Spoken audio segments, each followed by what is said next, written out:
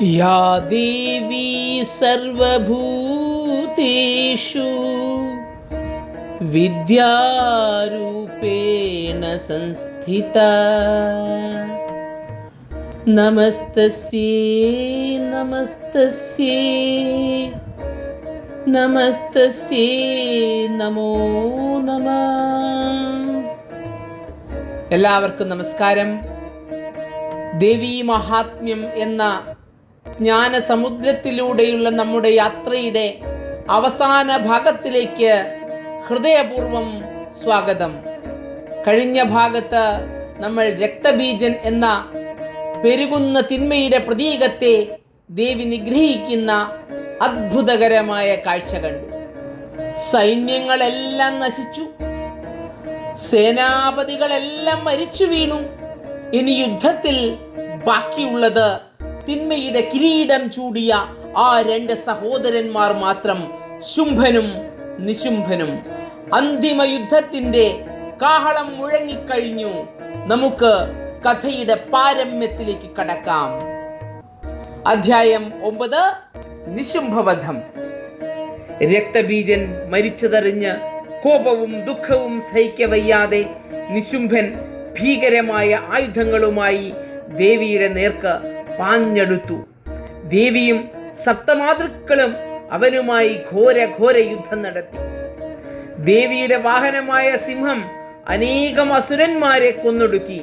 ഒടുവിൽ ദേവി തന്റെ വാളുകൊണ്ട് നിശുംഭന്റെ തലയറുത്തു. അതിരൂക്ഷമായ യുദ്ധമായിരുന്നു. എന്നാൽ അത്ഭുതം, തലയറ്റ ഉടലിൽ നിന്നും അതിപരാക്രമിയായ മറ്റൊരു അസുരൻ ഉയർന്നു വന്നു. നിൽക്ക് എന്ന് പറഞ്ഞുകൊണ്ട് അവൻ ദേവിയെ എതിർത്തു. ഇത് കണ്ട ദേവി അതിവേഗത്തിൽ തന്റെ വാൾ കൊണ്ട് ആ പുതിയ അസുരനെയും വധിച്ചു. അതോടെ നിശുംഭൻ പൂർണ്ണമായി നിലം പതിച്ചു. തിന്മയ്ക്ക് പല തലങ്ങളുണ്ട് എന്നതിന്റെ ഉത്തമ ഉദാഹരണമാണ് നിശുംഭൻ. ഒരു ദുശ്ശീലത്തെ നമ്മൾ ഉപേക്ഷിച്ചു എന്ന് കരുതുമ്പോൾ അതിന്റെ ഉള്ളിൽ നിന്ന് മറ്റൊരു രൂപത്തിൽ അത് വീണ്ടും തലപൊക്കും. ഉദാഹരണത്തിന്, പുകവലി നിർത്തിയ ഒരാൾക്ക് മദ്യപാനത്തിലേക്ക് ആസക്തി തോന്നാം. പുറമേയുള്ള ഒരു തിന്മയെ ഇല്ലാതാക്കുമ്പോൾ അതിന്റെ ഉള്ളിൽ ഒളിഞ്ഞിരിക്കുന്ന അടിസ്ഥാനപരമായ വാസനകളെ കൂടി നശിപ്പിക്കണം എന്ന സന്ദേശമാണ് ഇത് നമുക്ക് നൽകുന്നത്. അല്ലെങ്കിൽ അത് പുതിയ രൂപത്തിൽ വീണ്ടും വരാനുള്ള സാധ്യതയുണ്ട്. തിന്മയെ വേരോടെ പിഴുതെറിയണം, അല്ലാതെ അതിന്റെ ശിഖരങ്ങൾ മാത്രം മുറിച്ചതുകൊണ്ട് കാര്യമില്ലെന്ന് നമ്മെ ഈ അധ്യായം പഠിപ്പിക്കുകയാണ്. അങ്ങനെ രൂഢമൂലമായി തന്നെ ആ തിന്മയെ ഇല്ലായ്മ ചെയ്യുവാനുള്ള ഒരു പ്രേരണയാണ് നമുക്ക് ഈ 9-ാം അധ്യായം നൽകുന്നത്. 10-ാം അധ്യായം ശുംഭവധം ആണ്. പ്രിയ സഹോദരൻ കൺമുന്നിൽ മരിച്ചു വീഴുന്നത് കണ്ട ശുംഭൻ സകല നിയന്ത്രണങ്ങളും നഷ്ടപ്പെട്ടുകൊണ്ട് ദേവിയുടെ അടുത്തേക്ക് അലറി ഓടി. അവൻ കോപം കൊണ്ട് ജ്വലിച്ച് പറഞ്ഞു, ഹേ ദുഷ്ടേ, നീ അഹങ്കരിക്കരുത്. നീ മറ്റുള്ളവരുടെ സപ്തമാതൃക്കളുടെ ശക്തി കൊണ്ടാണ് യുദ്ധം ചെയ്യുന്നത്. എന്നോട് ഒറ്റയ്ക്ക് നേർക്കുനേർ എതിരിടാൻ നീ തയ്യാറാകുമോ? ഇപ്രകാരം ശുംഭൻ ചോദിച്ചു. അപ്പോൾ ദേവി പുഞ്ചിരിച്ചുകൊണ്ട് പ്രപഞ്ചത്തിലെ ഏറ്റവും വലിയ സത്യങ്ങളിലൊന്ന് വെളിപ്പെടുത്തിക്കൊണ്ട് ഇപ്രകാരം പറഞ്ഞു, ഏകൈവാഹം ജഗത്യത്ര ദ്വിതീയാ കാമമാപരാ പശ്യതാ ദുഷ്ടമയ്യേവ വിശന്ധ്യോ മദ്യുഭൂതയഃ. എടാ ദുഷ്ട, ഈ ലോകത്ത് ഞാൻ ഏകയാണ്. എന്നെയല്ലാതെ രണ്ടാമതൊരാൾ എവിടെയാണുള്ളത്? ഈ കാണുന്ന എൻ്റെ വിഭൂതികളെല്ലാം, ഈ സപ്തമാതൃക്കളെല്ലാം എന്നിലേക്ക് തന്നെ ലയിക്കുന്നത് കണ്ടുകൊള്ളുക. ഇത് പറഞ്ഞ് ബ്രാഹ്മി, വൈഷ്ണവി, ചാമുണ്ട, കൗമാരി തുടങ്ങി എല്ലാ ദേവീ രൂപങ്ങളും കൗശികി ദേവിയുടെ ശരീരത്തിലേക്ക് ലയിച്ചു. യുദ്ധക്കളത്തിൽ അംബിക എന്ന ഏക ദേവി മാത്രം അവശേഷിച്ചു. ഇനി നമ്മൾ തമ്മിലാണ് യുദ്ധം എന്ന് പറഞ്ഞ് ദേവി ശുംഭനുമായി നേരിട്ട് ഏറ്റുമുട്ടി. ആകാശത്തും ഭൂമിയിലും നടന്ന ആ അന്തിമ യുദ്ധത്തിൽ ദേവി തന്റെ ശൂലം കൊണ്ട് ശുംഭന്റെ നെഞ്ഞു പിളർന്നു. സർവലോകത്തെയും വിറപ്പിച്ച ആ അസുര ചക്രവർത്തി നിലം പതിച്ചു. ലോകം മുഴുവൻ ശാന്തമായി. ലോകത്തെങ്ങും ശാന്തിയുടെ കാഹളം മുഴങ്ങാൻ ആരംഭിച്ചു. ധർമ്മത്തിന്റെ പ്രതിധ്വനി ലോകം മുഴുവൻ വ്യാപിക്കാൻ തുടങ്ങി. ഇതാണ്, ഈ അധ്യായമാണ് ദേവി മഹാത്മ്യത്തിന്റെ ആത്മാവ്. അദ്വൈത ദർശനത്തിൽ ഏറ്റവും ലളിതവും ശക്തവുമായ ആവിഷ്കാരമാണ് ഇവിടെ നടത്തിയിരിക്കുന്നത്. ശുംഭന്റെ അജ്ഞത നിറഞ്ഞ കണ്ണുകൾക്ക് ദേവിയുടെ പല രൂപങ്ങൾ കാണാൻ കഴിഞ്ഞു. കാളി, ബ്രാഹ്മി, വൈഷ്ണവി, കൗമാരി, ചാമുണ്ട തുടങ്ങി അനേകം രൂപങ്ങളിൽ ദേവിയെ കാണാൻ സാധിച്ചു. എന്നാൽ ജ്ഞാനദൃഷ്ടിയിൽ ഇതെല്ലാം ഒന്നിന്റെ തന്നെ പല ഭാവങ്ങളാണ്. ഇന്നും നമ്മൾ ഇത് തന്നെയല്ലേ കാണുന്നത്? പല പല മതങ്ങൾ, പല പല ജാതികൾ, പല പല വർണ്ണങ്ങൾ, പല പല രാജ്യങ്ങൾ, ഈ വൈവിധ്യങ്ങളെ കണ്ട് പരസ്പരം കലഹിക്കുന്ന നമ്മൾ ശുംഭനെ പോലെയാണ്. എന്നാൽ ഈ കാണുന്ന രൂപങ്ങൾക്കെല്ലാം പിന്നിൽ ഒരേ ഒരു ചൈതന്യമാണ്, ഒരേ ഒരു സത്യമാണ്, ഒരേ ഒരു പരമാത്മാവാണ് എന്ന് നമ്മെ ബോധ്യപ്പെടുത്തുന്ന ഒരു അധ്യായമാണ് ഈ 10-ാം അധ്യായം. ഇതാണ് യഥാർത്ഥ ജ്ഞാനം. നമ്മുടെ ഉള്ളിലെല്ലാം കുടികൊള്ളുന്ന ആ മഹത് ശക്തി, ആ ഭഗവാൻ നമ്മുടെ ഉള്ളിലാണ് സ്ഥിതി ചെയ്യുന്നത്. ആ ദേവി ഒന്നു തന്നെയാണ്, ആ പരമശക്തി ഒന്നു തന്നെയാണ് എന്ന ആശയം നമ്മെ പഠിപ്പിക്കുന്ന, എന്ന ജ്ഞാനപ്രകാശം നമുക്ക് നൽകുന്ന ഈ അധ്യായം ഐക്യത്തെയാണ്. ലോകം എങ്ങനെയായിരിക്കണം ഏകഭാവത്തോടെ ജീവിക്കേണ്ടത് എന്നാണ് ആഹ്വാനം ചെയ്യുന്നത്. അടുത്തത് അതിമനോഹരമായ നാരായണീ സ്തുതി എന്ന 11-ാം അധ്യായമാണ്. നാരായണീ സ്തുതി വളരെ വിശദമായി അറിയാൻ നാരായണീ സ്തുതി എന്ന പേരിൽ ശ്രീ ഉണ്ണികൃഷ്ണൻ സരോവരം എഴുതിയ ഒരു പുസ്തകമുണ്ട്. ഈ പുസ്തകത്തിൽ നാരായണീ സ്തുതിയുടെ മൂലശ്ലോകങ്ങളും അതോടൊപ്പം തന്നെ അതിൻ്റെ മലയാള കാവ്യാവിഷ്കാരവും അർത്ഥവും ഒക്കെ വിശദമായി കൊടുത്തിട്ടുണ്ട്. ദേവീ മഹാത്മ്യത്തിലെ ഏറ്റവും ശക്തമായ അധ്യായമാണ് നാരായണീ സ്തുതി. ഈ നാരായണീ സ്തുതി പ്രതിദിനം ആലപിക്കുന്നത്, ചൊല്ലുന്നത് വളരെയേറെ ശ്രേഷ്ഠമായ ഫലങ്ങളാണ് നൽകുന്നത് എന്നാണ് പറയുന്നത്. ഈ പുസ്തകം വായിച്ചു കഴിഞ്ഞാൽ നാരായണീ സ്തുതിയെക്കുറിച്ച് കൂടുതൽ മനസ്സിലാക്കാൻ സാധിക്കും. അപ്പോൾ കഥയിലേക്ക് വന്നാൽ, ശുംഭൻ മരിച്ചതോടെ പ്രപഞ്ചം ആനന്ദത്തിൽ ആറാടി. ഇന്ദ്രാദി ദേവന്മാർ അഗ്നിയെ മുൻനിർത്തി ദേവിയെ സ്തുതിച്ചു. മുൻപത്തെ സ്തുതികളിൽ നിന്നെല്ലാം വ്യത്യസ്തമായി അവർ ദേവിയെ നാരായണി എന്ന് സംബോധന ചെയ്തു. സർവ്വതിനും കാരണഭൂതയായ പരാശക്തിയെ അവർ വാഴ്ത്തി. അതിമനോഹരമായ ആ സ്തുതിയിലെ ഒരു ശ്ലോകം മാത്രം ഞാൻ ഇവിടെ പരാമർശിക്കുകയാണ്. ശരണാഗത ദീനാർത്ത പരിത്രാണ പരായണേ സർവസ്യാർത്തി ഹരേ ദേവി നാരായണി നമോസ്തുതേ. ശരണമടയുന്നവരെയും ദീനരെയും ദുഃഖിതരെയും രക്ഷിക്കുന്നതിൽ സദാ തൽപരയായവളെ, സർവരുടെയും ദുഃഖമില്ലാതാക്കുന്ന ദേവി നാരായണി, അങ്ങയ്ക്ക് നമസ്കാരം. സർവദേവന്മാരുടെയും പ്രാർത്ഥന കേട്ട് സന്തുഷ്ടയായ ദേവി ഭാവിയിൽ താൻ വിവിധ രൂപങ്ങളിൽ അവതരിക്കും എന്നതിൻ്റെ സൂചനയും ഈ അധ്യായത്തിൽ നൽകുന്നുണ്ട്. വൈപ്രജിത്തൻ എന്നൊരു അസുരവംശം ഭാവിയിൽ ലോകത്തിന് ഭീഷണിയാകും. ആ സമയത്ത് അവരെ നിഗ്രഹിക്കുന്നതിനായി ദേവി ഭീകരമായ ഒരു രൂപത്തിൽ അവതരിക്കും. ഈ അസുരന്മാരെ ദേവി ഭക്ഷിക്കുകയും അസുരരക്തം പാനം ചെയ്യുകയും ചെയ്യും. അങ്ങനെ അസുരരക്തം പാനം ചെയ്ത് ദേവിയുടെ പല്ലുകൾ മാതളപ്പഴം പോലെ ചുവന്ന നിറത്തിലാകും. അതിനാൽ ആ രൂപത്തിൽ ദേവി രക്തദന്ത അല്ലെങ്കിൽ രക്തദന്തിക എന്ന രൂപത്തിൽ അറിയപ്പെടും. ഒരിക്കൽ മഴയില്ലാതെ 100 വർഷം നീണ്ടു നിൽക്കുന്ന കൊടിയ വരൾച്ച ലോകത്തുണ്ടാകും. അന്നപാനീയങ്ങളില്ലാതെ ജീവജാലങ്ങൾ ദുരിതത്തിലാകും. ആ സമയത്ത് മുനിമാരുടെ പ്രാർത്ഥന കേട്ട് ദേവി ഒരു പുതിയ രൂപത്തിൽ പ്രത്യക്ഷപ്പെടും. ദേവിയുടെ ശരീരത്തിൽ 100 കണ്ണുകൾ, ശതഅക്ഷങ്ങൾ ഉണ്ടായിരിക്കും. ആ 100 കണ്ണുകളിൽ നിന്നും ലോകത്തിന്റെ ദുഃഖം കണ്ട് ദേവി വർഷിക്കുന്ന കണ്ണുനീർ മഴയായി പെയ്ത് ഭൂമിയെ വീണ്ടും ഫലഭൂയിഷ്ടമാക്കും. അങ്ങനെ ദേവി ശതാക്ഷി രൂപത്തിലും പ്രത്യക്ഷപ്പെടും. ശതാക്ഷിയായി അവതരിക്കുന്ന ദേവി മഴ പെയ്ത് പുതിയ വിളവുണ്ടാകുന്നത് വരെ തന്റെ ശരീരത്തിൽ നിന്ന് തന്നെ ഉണ്ടാകുന്ന സസ്യങ്ങൾ കൊണ്ടും, അതായത് ശാഖം, ഫലങ്ങളെ കൊണ്ടും പ്രപഞ്ചത്തെ ഊട്ടും. ജീവജാലങ്ങളുടെ വിശപ്പടക്കാൻ സ്വശരീരത്തിൽ നിന്ന് തന്നെ ശാഖങ്ങൾ, ചെടികൾ, ലതകൾ ഉൽപ്പാദിപ്പിക്കുന്നത് കൊണ്ട് ദേവിക്ക് ശാകംഭരി എന്ന പേര് ലഭിക്കും.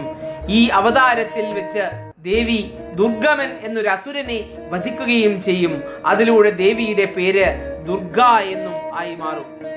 അരുണാസുരൻ എന്നൊരു അസുരൻ 3 ലോകങ്ങൾക്കും ഭീഷണിയായി തീരുന്ന ഒരു കാലം വരും. ആ അസുരനെ വധിക്കുന്നതിനായി ദേവി എണ്ണിയാൽ ഒടുങ്ങാത്തത്ര വണ്ടുകളുടെ രൂപം സ്വീകരിക്കുകയും ഭ്രാമരി രൂപം സ്വീകരിക്കുന്ന ആ ദേവി ഭ്രാമരി എന്ന പേരിൽ അറിയപ്പെടുകയും ചെയ്യും. 6 കാലുകളുള്ള അസംഖ്യം ഭ്രമരങ്ങൾ ഒന്നിച്ചു ചേർന്ന് ഭീകര രൂപം ധരിച്ചുകൊണ്ട് അരുണാസുരനെ കൂട്ടമായി ആക്രമിച്ച് അദ്ദേഹത്തെ വധിക്കുകയും ചെയ്യും. ഇതുകൂടാതെ നന്ദഗോപഗൃഹത്തിൽ ജനിച്ചുകൊണ്ട് കംസന് താക്കീത് നൽകാനും ദേവി അവതരിക്കും. പിന്നീട് കുറെ കാലം വിന്ധ്യാചലത്തിൽ താമസിക്കുമെന്നും അപ്പോൾ വിന്ധ്യാചല നിവാസിനി എന്ന പേരിൽ താൻ അറിയപ്പെടുമെന്നും ദേവി ദേവന്മാരോട് പറയുകയാണ്.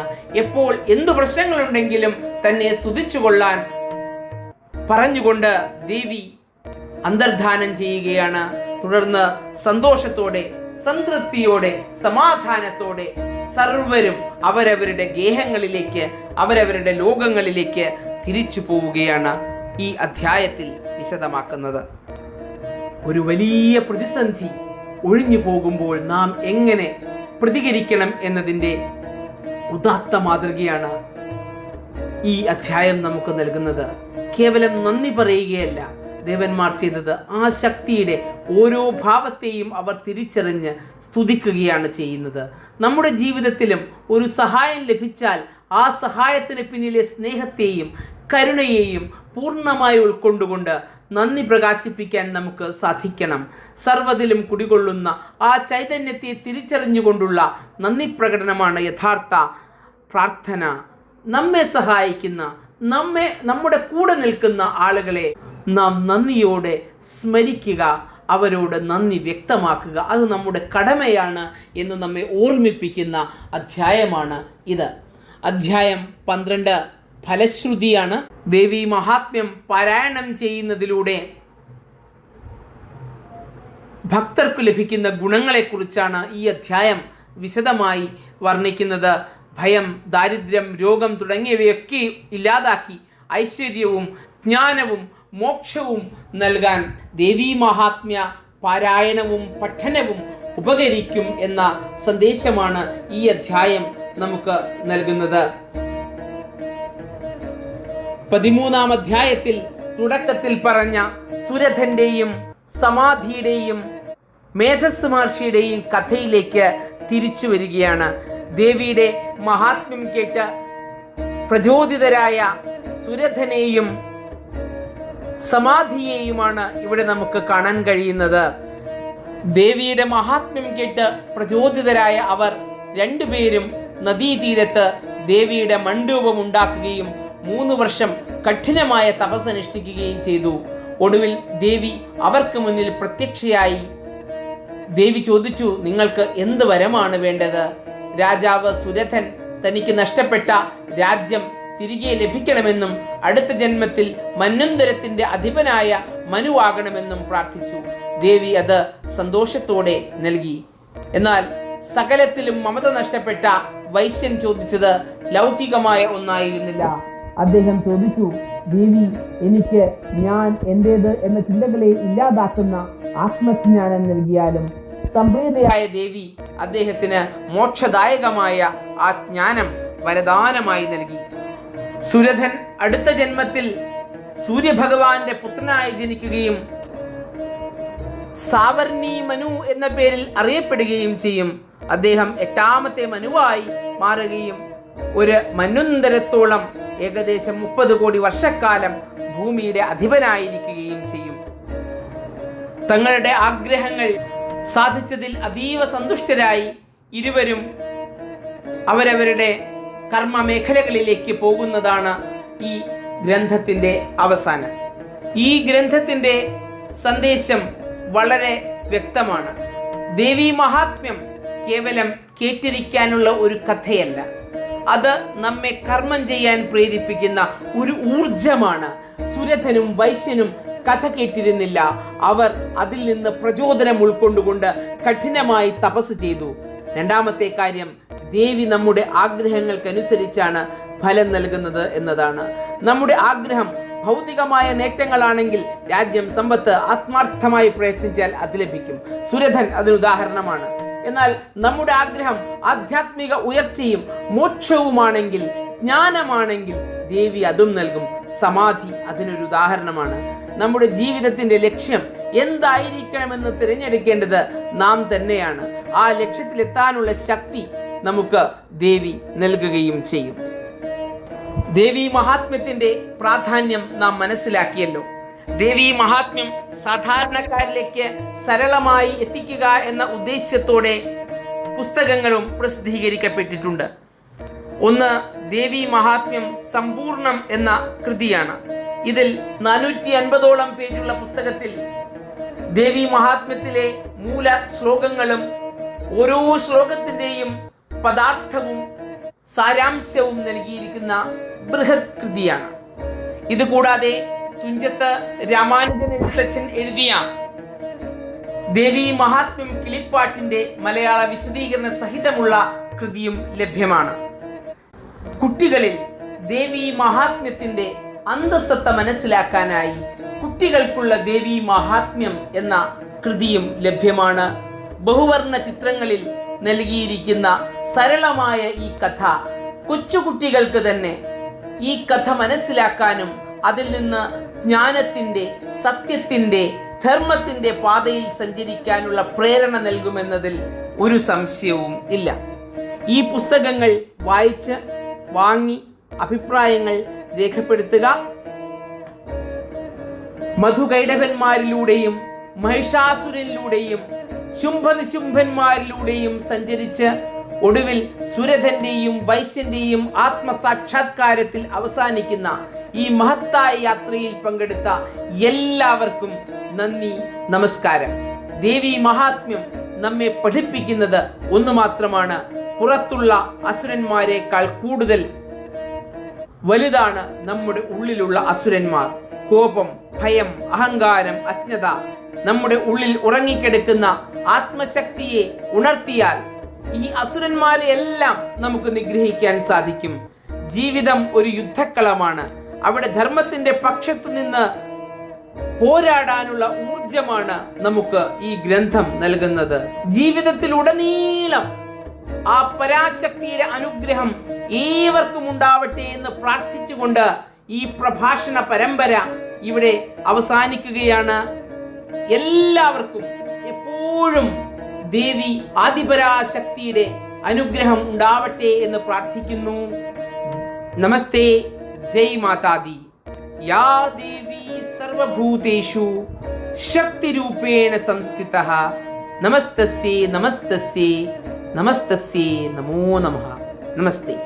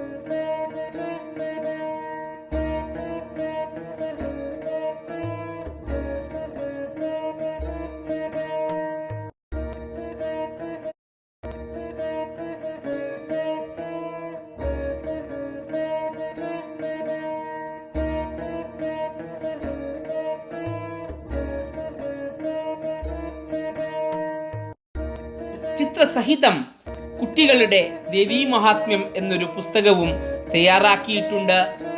മലയാളത്തിൽ തുഞ്ചത്ത് രാമാനുജൻ എഴുത്തച്ഛൻ എഴുതിയ ദേവീ മഹാത്മ്യം കിളിപ്പാട്ടും വിശദീകരണ സഹിതം ഒരു പുസ്തക രൂപത്തിൽ തയ്യാറാക്കിയിട്ടുണ്ട്. ഈ പുസ്തകങ്ങൾ വായിച്ച് അഭിപ്രായം രേഖപ്പെടുത്തുക, പ്രോത്സാഹനം നൽകുക. 5 മുതൽ 8 വരെയുള്ള അധ്യായങ്ങളിലൂടെ നമ്മൾ കണ്ടത് തിന്മയുടെ പുതിയ ഭാവങ്ങളെയും അതിനെ നേരിടാനുള്ള ദേവിയുടെ പുതിയ രൂപങ്ങളെയുമാണ്. അഹങ്കാരത്തെയും അജ്ഞതയെയും ഉള്ളിലെ ദുർവാസനകളെയും സ്വയം പെരുകുന്ന പ്രശ്നങ്ങളെയും എങ്ങനെ നേരിടാമെന്ന് ഈ കഥകൾ നമ്മെ പഠിപ്പിക്കുന്നു. രക്തബീജൻ മരിച്ചു, പക്ഷേ പ്രധാന ശത്രുക്കളായ ശുംഭനും നിശുംഭനും ഇനിയും ബാക്കിയാണ്. ആ അന്തിമ യുദ്ധത്തിന്റെ കഥയുമായി നമുക്ക് അടുത്ത ഭാഗത്തിൽ കാണാം.